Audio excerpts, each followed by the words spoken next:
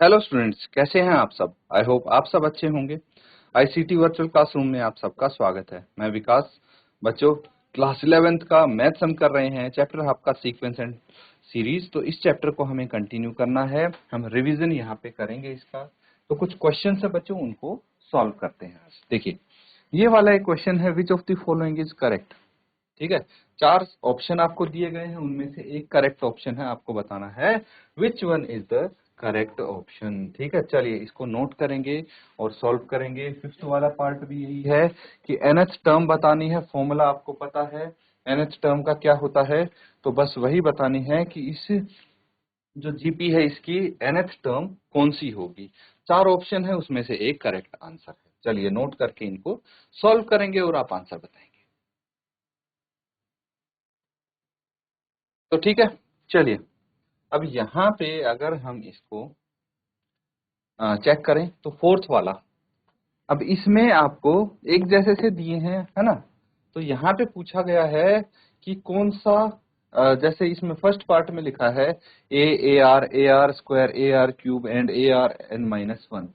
क्या दिख रहा है, क्या लगता है ये एक जीपी है इनफाइनाइट तक, एक जीपी है। और यहाँ पे आके ये इसकी लास्ट टर्म है ना।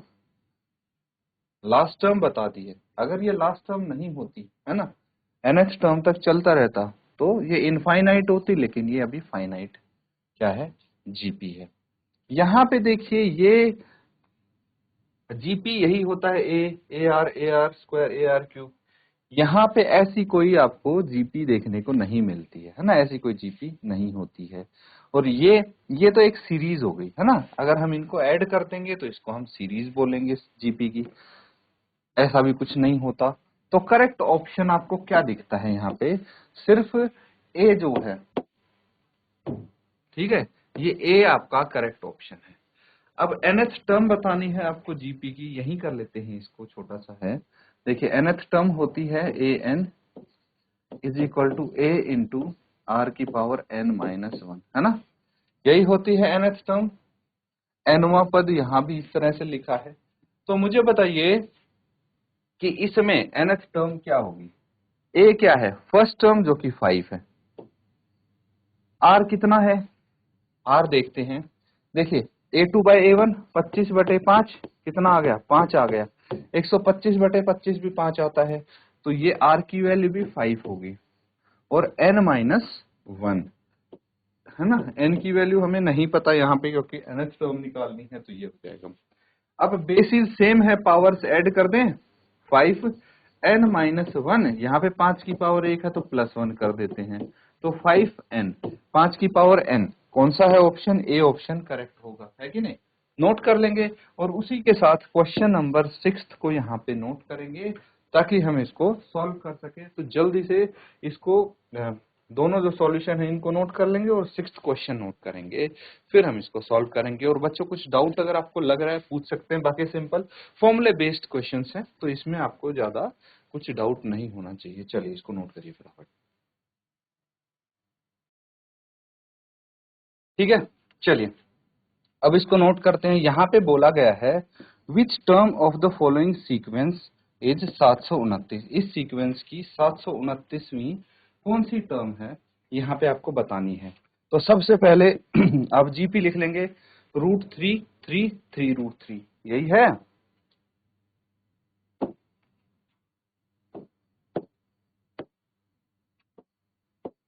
फर्स्ट पार्ट करिए। तो यहाँ पे जीपी आपको दिया है √3, क्या क्या है, √3 फिर 3 √3 3 एंड सो ऑन। ठीक है, आपको बतानी है कि भाई अगर आपको an is equal to 729 given है, तो n की वैल्यू क्या होगी, मतलब ये कौन सी टर्म है ना, यही तो बताना है। तो उसके लिए आपको पता होना चाहिए इसकी फर्स्ट टर्म कितनी है, √3 है। r कितना होगा, r होगा a2/a1 यानी 3/√3, है कि नहीं, यही तो होना चाहिए। तो 3/√3 यानी ये कितना आ गया, √3 आ गया। ठीक है, अब a पता है, r पता है हमें, और ये भी पता है कि ए एन किसके बराबर होता है, ए इंटू आर की पावर एन माइनस 1 के बराबर होता है कि नहीं होता। तो बिल्कुल हम इसको इस तरह से लिख सकते हैं। अब ए एन की वैल्यू कितनी है, 729 लिख देंगे यहाँ पे। ए की वैल्यू √3 है, आर की वैल्यू √3 है, √3 की पावर कितनी है यहाँ पे, n माइनस 1 है। ठीक है, यही हम लिख सकते हैं। बस यहां से आपको n की वैल्यू फाइंड आउट करनी है। चलिए नोट करके फटाफट इसको सॉल्व करेंगे पूरा। तो बच्चों सॉल्व हो गया। देखिए बहुत सिंपल है ये, आई होप आपने इसको जरूर सॉल्व कर लिया होगा। सबसे पहले हम √3 इंटू √3, देखिए 7 to 9 को एज इट इज रहने दो। ये क्या है आपका √3 इंटू √3 की पावर n माइनस 1। इसका मतलब ये है बेस हमारे पास सेम है, पावर्स ऐड हो जाएंगी तो n माइनस 1 की, और ये +1 था, इसकी √3 की पावर 1 थी, तो इसमें ऐड कर देंगे हम। इसकी पावर कितना आ जाएगा, 7 to 9 इज इक्वल टू कितना आ गया, ये √3 की पावर n माइनस 1 + 1 आपस में कर। अब यहाँ पे कितना है, 729 है। तो इसके फैक्टर्स अगर हम करते हैं, आपको पता है, तो ये 3 की पावर 6 होता है। ठीक है, 3 की पावर 6 होता है। एंड हमें पता है 3 इज इक्वल टू √3 का स्क्वायर होता है। तो क्या हम इसको ये लिख सकते हैं, √3 की पावर 2 की पावर 6, ये तो लिख ही सकते हैं हम। और क्या आ जाएगा, ये √3 की पावर 12 आ जाएगा। इसको मैं डायरेक्ट लिख रहा हूँ, √3 की पावर 12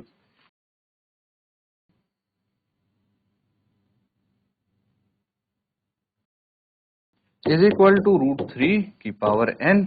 तो बेसिस सेम है, पावर कंपेयर कर लेंगे। 12 इज इक्वल टू n, यानी n इज इक्वल टू 12। तो ये कौन सी टर्म है, 12वीं टर्म है 729। इसको नोट कर लेंगे और इसी तरह से इसका अगला पार्ट करेंगे।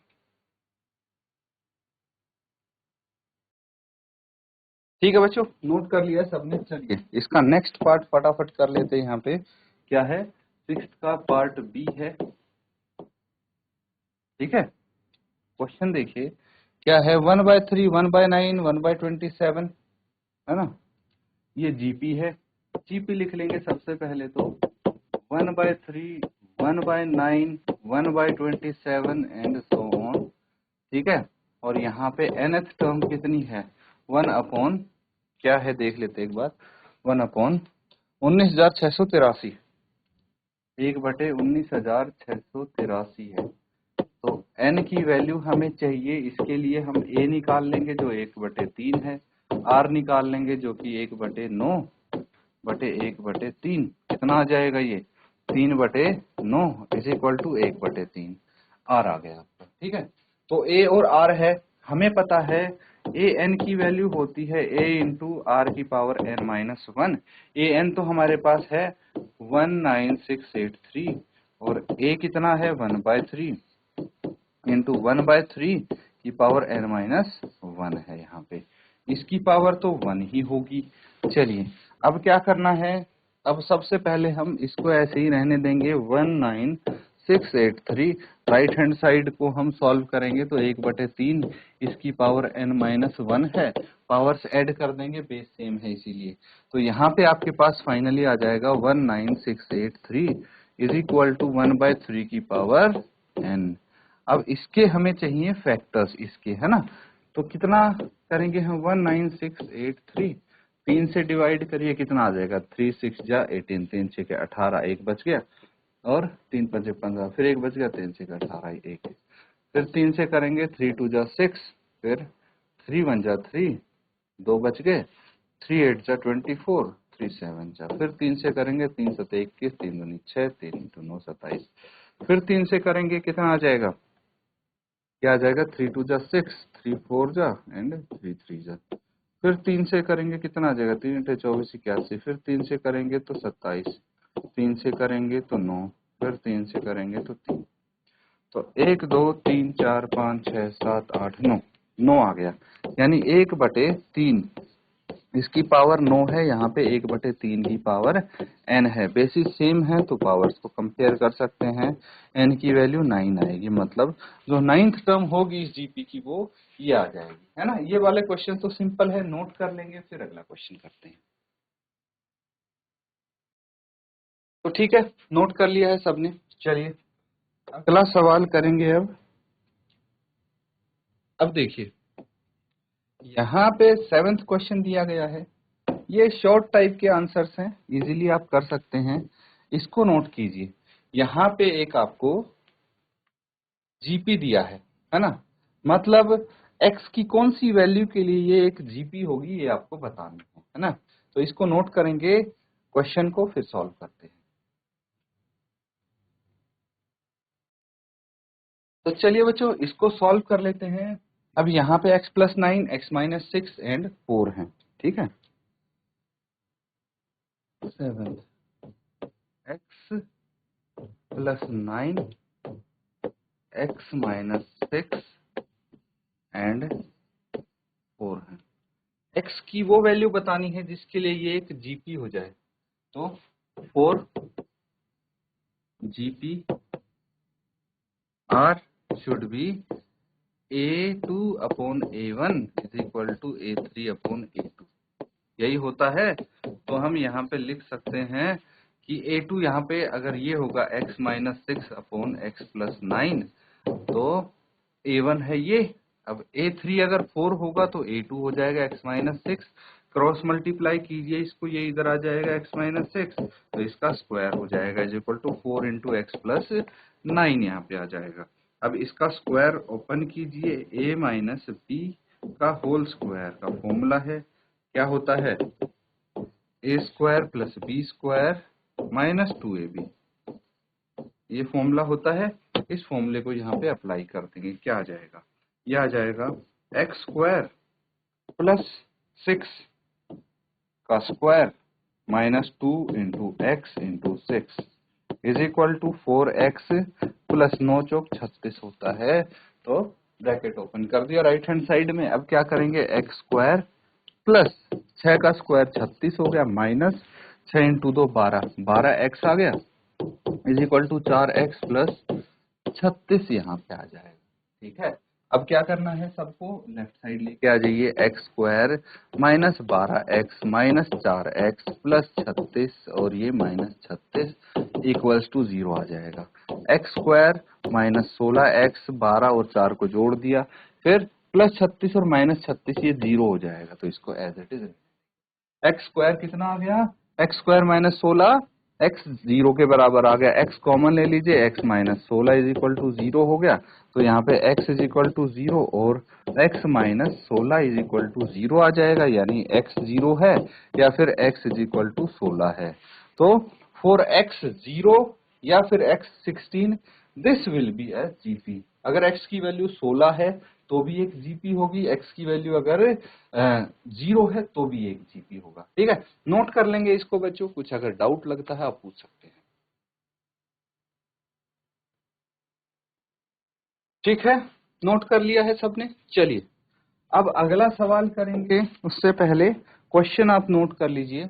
ये है क्वेश्चन नंबर 8। क्या बोला गया है, show that the following progression is a GP. ये बताना है कि ये प्रोग्रेशन जीपी है। कैसे, also find the common ratio in each case, और जो कॉमन रेशियो है वो भी आपको फाइंड आउट करना है। क्वेश्चन नोट कर लेंगे। क्या है, सबसे पहला वाला 4 - 2 1 -1/2, ठीक है। क्या आ जाएगा, 8 का फर्स्ट यहाँ पे है 4 -2 1 -1/2 एंड शो, ये है ना। यही है 4 -2 1 -1/2, ठीक है। तो जीपी के लिए, और GP GP A2/A1 is equal to A3/A2 is equal to A4/A3 and so on, ये R के बराबर होना चाहिए, जो कि कॉमन रेशियो है। चलिए देख लेते हैं यहाँ पे।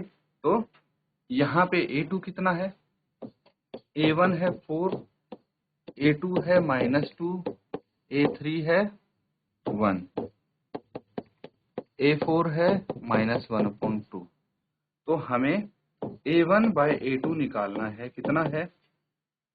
4/A2/A1 निकालेंगे हम, है ना।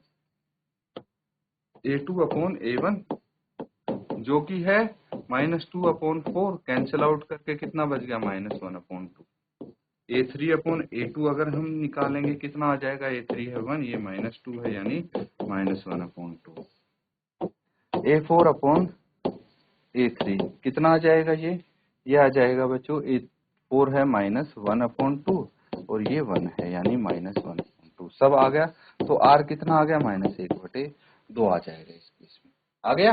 चलिए इसको नोट कर लेंगे और इसी के साथ आप सेकेंड पार्ट भी सॉल्व करें।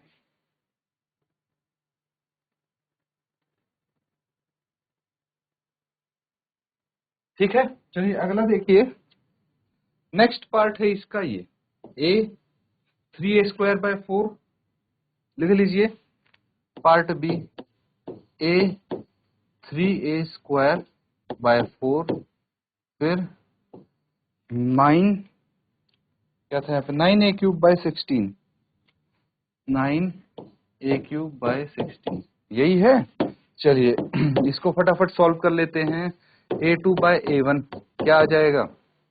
3A² 4/A, यानी हम यहाँ पे कर सकते हैं 3A² 4A, तो इसको इससे काट देंगे, 3A/4 आ जाएगा। ठीक है, या फिर इनकी पावर सब्ट्रैक्ट कर देंगे इससे, है ना। एक ही पावर यहाँ पे 2 है, एक है, इस तरह से। अब A3/A2 कर लीजिए, कितना आ जाएगा? ये अगर दोनों इक्वल आ गए तो बात बन जाएगी।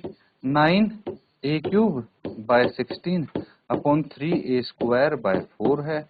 चलिए इसको हम यहाँ पे लिखते हैं सही तरीके से, 9A³ × 4/16 × 3A²।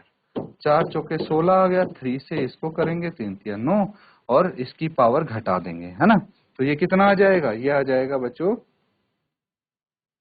3A³ की पावर, A की पावर 3 है, यहाँ पे 2 है तो माइनस करके खाली A रह जाएगा और डिनोमिनेटर में 4। यही आपका यहाँ पे R होगा, है ना, कॉमन रेशियो। तो कॉमन रेशियो हमें पता लग गया है, यही पूछा था। और क्या पूछा है इसमें?